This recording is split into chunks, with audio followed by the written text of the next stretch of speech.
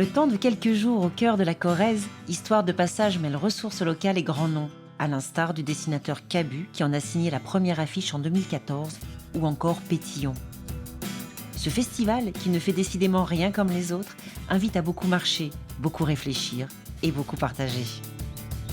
Histoire de passage, c'est une histoire d'ouverture d'esprit. C'est un endroit où on fait sauter les barrières. On va d'un événement à un autre à travers 50 stations différentes. L'idée, c'est qu'on déambule sur un territoire, on rencontre des personnes de ce territoire, on les valorise, on les fait parler d'eux. Et en même temps, on fait venir des personnes de l'extérieur, des agronomes, des artistes, des professeurs d'université, des musiciens, des comédiens. Vraiment, c'est très très large. C'est vraiment cette idée de rencontre entre un territoire et des intervenants extérieurs qui se répondent. Avant d'être un film, Le blé en herbe est un livre, est un roman de Colette, mais c'est quand même un roman à clé. Un épisode bien connu et raconté par Jouvenel lui-même. Ça ne se passe pas en Corrèze, ça se passe en Bretagne, à Rosven, lorsqu'il a 16-17 ans et qu'il devient l'amant de Colette, donc il est l'amant de la femme de son père. Voilà. Ce que l'on sait moins, c'est à quel point Colette a pu initier en quelque sorte le jeune Bertrand de Jouvenel à tout son amour de la nature, fait partie, à mon sens, des éléments qui expliquent pourquoi Bertrand de Jouvenel est devenu, à partir des années 1950, une des figures marquantes de la pensée écologique.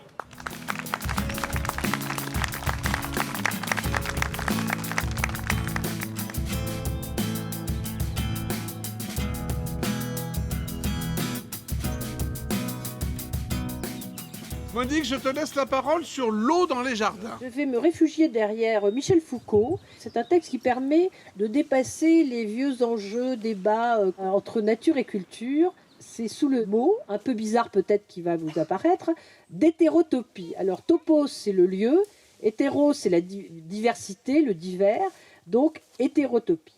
L'hétérotopie a le pouvoir de juxtaposer en un seul lieu réel plusieurs espaces, plusieurs emplacements qui sont en eux-mêmes normalement incompatibles.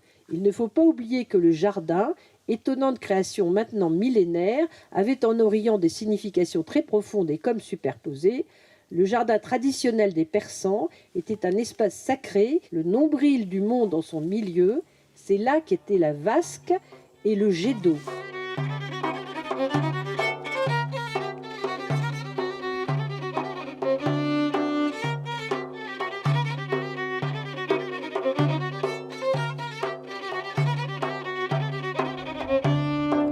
Arabas birna metafrokala Arabas birna metafrokala You've got the fasul your thesis methatsukara You've got the fasul your thesis methatsukara. Je trouve que ce qu'on crée là, le réveil des villages, c'est de l'utopie concrète au sens où les gens sont vraiment en contact, en lien. Il y a beaucoup d'émotions, il y a beaucoup de réflexions, il y a beaucoup de pensées. Il y a une pensée en action qui, moi, m'excite beaucoup. Et je suis content de venir là pendant une semaine, en tout cas, à leur côté.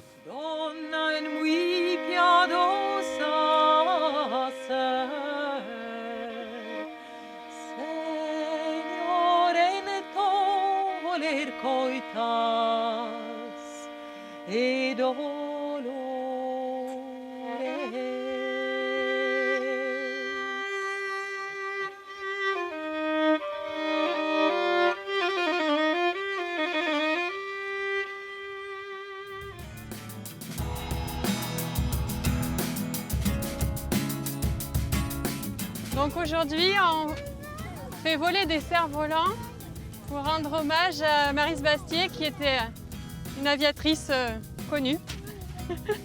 Voilà. Je trouve sympa ce mélange entre l'appui sur les ressources locales et puis l'apport de personnes qui viennent d'ailleurs. Donc c'est des générosités qui sont conjuguées entre des gens d'ici et des gens d'ailleurs. Et vous le savez peut-être, un de mes surnoms est Mister Local Global et je crois que cette dimension-là est fondamentale aujourd'hui. Le paradigme local global dans la langue de Gervereaux, c'est juste génial, c'est-à-dire c'est de vivifier, de mettre en lien les gens d'ici, leurs talents avec des gens de l'extérieur qui viennent. Et on crée comme ça une formidable travail de médiation et qui est absolument excitant. C'est la 5e année et je souhaite longue vie à ces rencontres. Vraiment, c'est bouleversant ici ce qui se passe. Voilà. Doucement. Bien, doucement.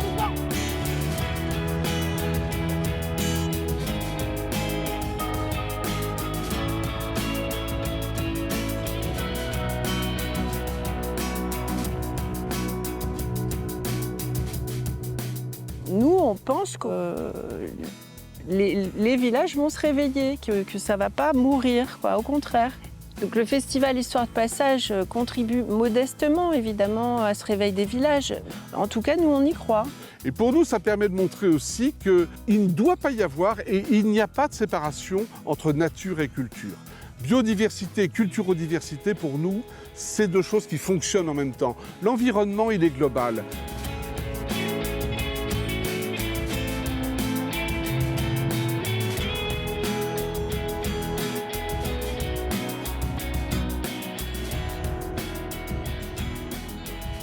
On se retrouve ici pour dîner, tous ensemble.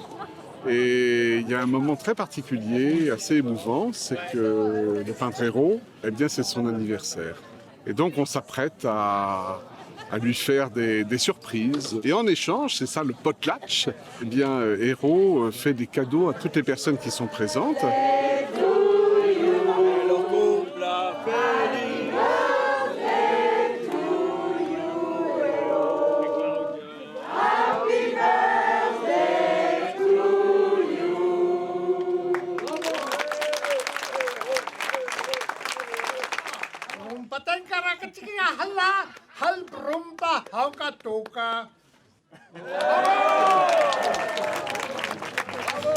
Hérault a décidé, pour partager cet événement, d'offrir un petit bout d'une grande toile à chacun des personnes qui sont des festivaliers.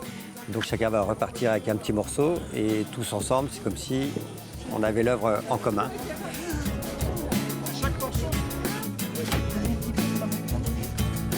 Ça suffit de considérer qu'il ne se passe rien, que c'est le désert, qu'on est dans la diagonale de je ne sais quoi. C'est insupportable d'entendre des choses comme ça. C'est totalement stupide. Il se passe beaucoup de choses, mais ces choses sont ignorées. Ces choses se font de façon horizontale et sont connectées entre elles.